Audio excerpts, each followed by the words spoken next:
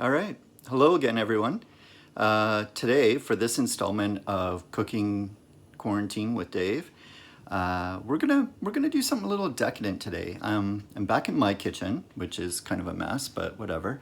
Um, Carrie and I have been kind of alternating between our two homes, which actually makes isolating quite, a little less boring, I guess, for us than some people. There is one advantage to having two residences.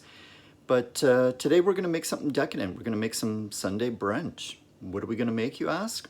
Tune in to see. Because we're quarantined, because it's Sunday, yes, we should still try to remember which day it is. I know it's getting harder. We're going to make something a little decadent and a little spoiled. We're going to make some eggs benny, but not just any eggs benny. We're going to make some lobster eggs benny. A couple of places we're clearing out live lobsters because, I don't know, the world's ending. So we got a good deal on these. I'm gonna break them down from the shell, they're whole, and that's gonna take a little time, and I'll get back to you shortly. All right, we've got an entire live lobster here on our cutting board. It's got a little rim for the juices that will inevitably come off of it. If anyone's never done this before, you simply twist and break off the claws individually like that, right? Take both of those off. Then we're gonna take the tail and we're gonna bend it backwards up against the body and break that off. Then we're going to break the tail fins off, bend them up and backwards. And then we can push, there's a hole at the back here, and we can push the entire tail meat straight out the front, like just like that. Now the claws take a little more work to break down. I'll show you that shortly. So with the claws, you want to separate all the little segments so you can kind of firmly grab it, break these segments apart. If they're too small or too sharp, you can use some tools like these crab crackers here. Just kind of, you want to separate every individual segment where there's a joint, and then it's much easier to pick that meat out with a small fork afterwards. The claws, you're going to bend this claw right back, snap it off.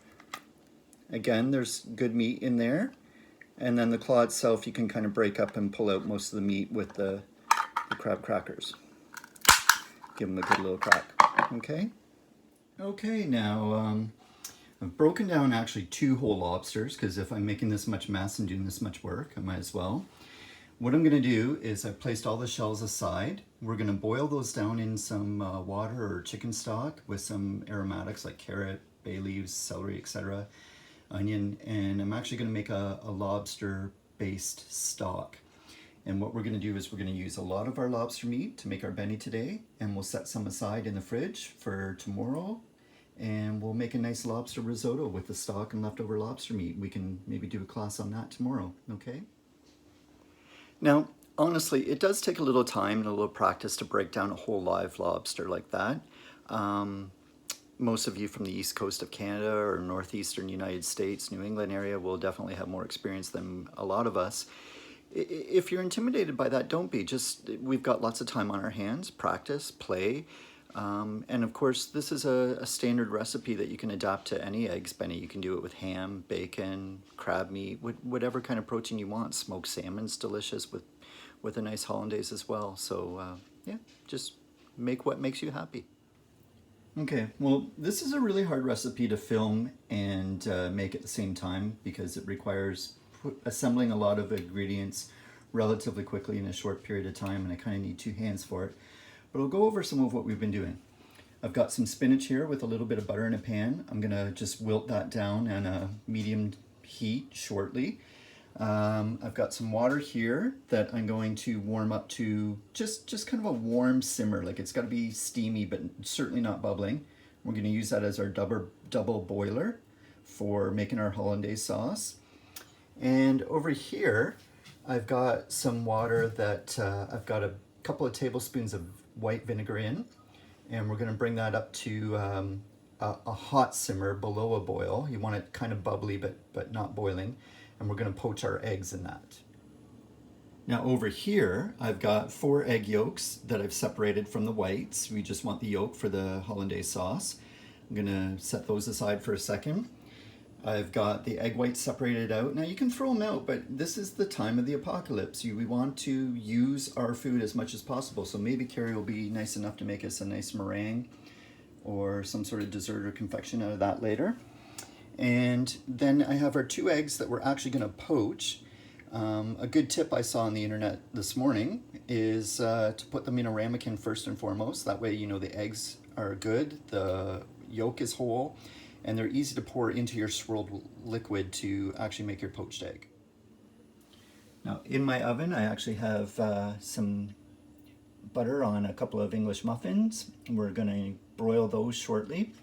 And again, we just kind of have to cook everything all at once here, so it's a bit hard to film and talk and cook. All right. Now, a lot of this cooking we've been doing the last few days, it is time consuming. I understand that. But the thing is many of us are off work. We're trying to fill our days with something creative, fun, you know, good for our bodies, good for our minds, good for our souls. And now's as good a time as any to learn a new hobby, play the guitar, etc., like Chris Hadfield was suggesting. A lot of us are returning to our cooking roots and trying to learn some new techniques or practice some things. And it's a great time for that.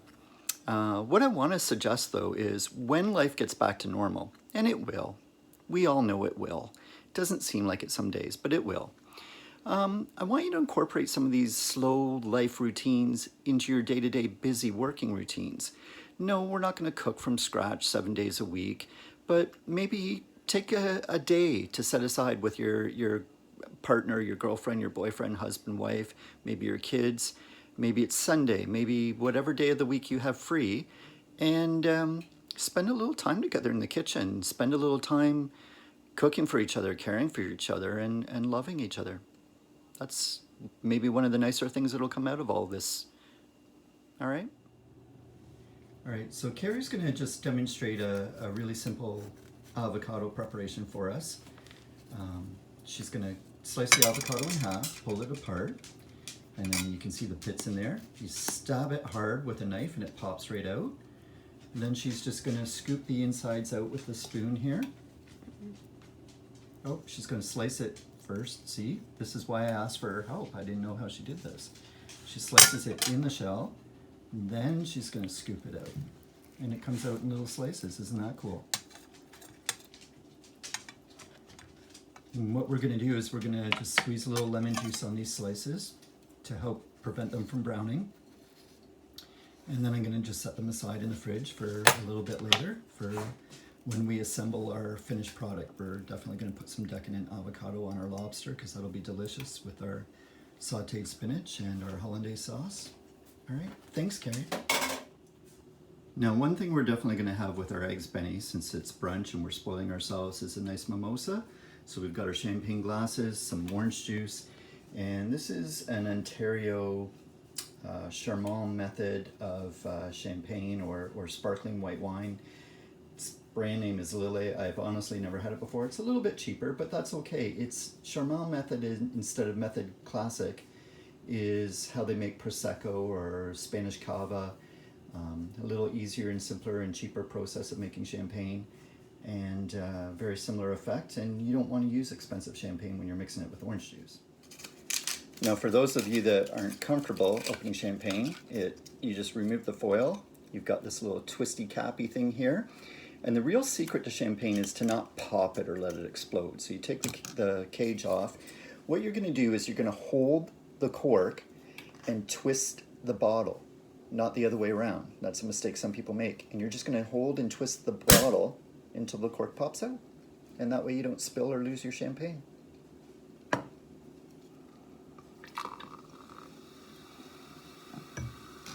I think Carrie will appreciate this part of brunch. I know I will.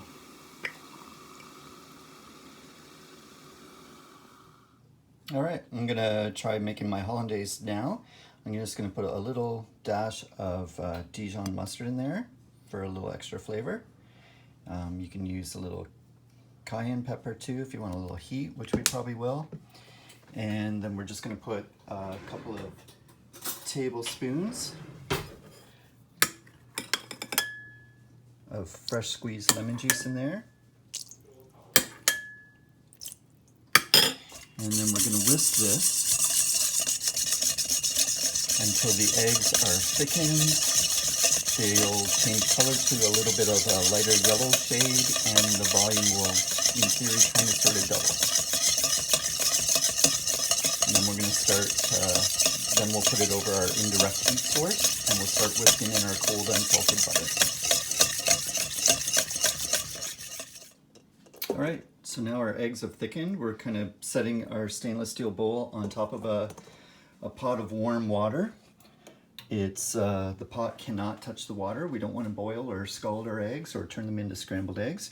And we're just going to start incorporating our cold butter one at a time into the eggs. And we'll just kind of keep doing this until the butter melts. And we'll see you in an hour. So there's several different methods of making hollandaise. Some use recipes call for cold unsalted butter that you incorporate bit by bit so that the eggs don't cook too fast. Others call for melted butter. Look on the internet, look up some recipes, practice, try a couple of different things, see what works best for you. And for those of you at home right now that are thinking, Dave, you're feeding us full of all this good food, lots of eggs, fat, butter, you know, I'm going to weigh 100 pounds when the all clear is given back to go back to normal daily life. Well, here's the thing. Make your own hollandaise sauce, because this requires a lot of vigorous whisking, and it's exhausting. Okay, I'm literally trying to do about 5 things at once here, which is hard for even experienced cooks. If you have someone at home that can stir this while you're making your poached eggs, that'd be great. But for now, I'm just going to wing it and try to do 12 things at once. So I've got a couple tablespoons of vinegar in my pot here. I'm going to get it on a good little whirlpool-y swirl and drop our egg into the middle of that vortex so that it all stays together, hopefully, and we'll see what happens.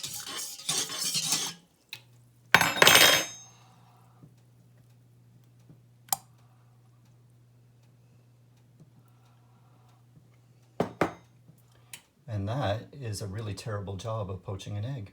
I may have to try this again. All right, this egg doesn't look very pretty, but we put it on a 3-minute timer. I actually left it in almost 4 minutes because it was quite soft still. You want your eggs soft and runny in the middle, but not so soft, obviously, that they completely fall apart. And we're just going to use a slotted spoon, transfer this over to our paper towel very, very gently because we don't have enough yolk on that one to prevent it from falling apart. And I'm going to try to make a prettier one. All right, so now I've got another poached egg here that I think is a little bit better. I'm going to just gently lift that out with our slotted spoon, put it onto a little bit of paper towel there very gently again, just dry it off, and then we're going to assemble our meal, our prepared ingredients. We've got some buttered wilted spinach here that we're just going to put a nice little base layer on our English muffins. Then we're going to take some of our lobster meat. Of course, my hands are thoroughly washed with soap and water, as they should be all the time during the time of the apocalypse. And we're going to be generous with that because it's lobster and it's delicious. Right? Then we're going to put some of our beautiful avocado slices that Carrie made for us right on top of there, like that. A couple of those. Then we're going to very gently get our poached egg, put that on top, try and carefully not to break them, of course. That's our broken egg from before that did not work out. And then we've got our beautiful hollandaise sauce that we've got here. We're going to generously pour that all over top because that's a thing of beauty.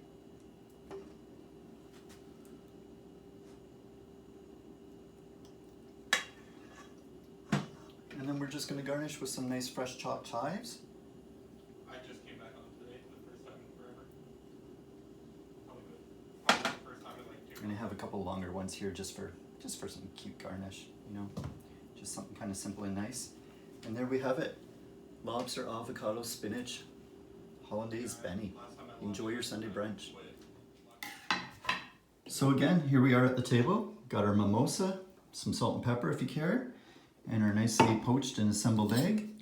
We're just gonna give that a little slice down the middle and see if we've done that well. Oh yeah, that'll work. You know what? This has been a really decadent morning, and like I said, I hope that you guys try to incorporate a little bit of me time and a little bit of decadence into your lives, even when you're back to work and things get a little more normal and a little more hectic and busy. Until then, take care, and take care of the people you love.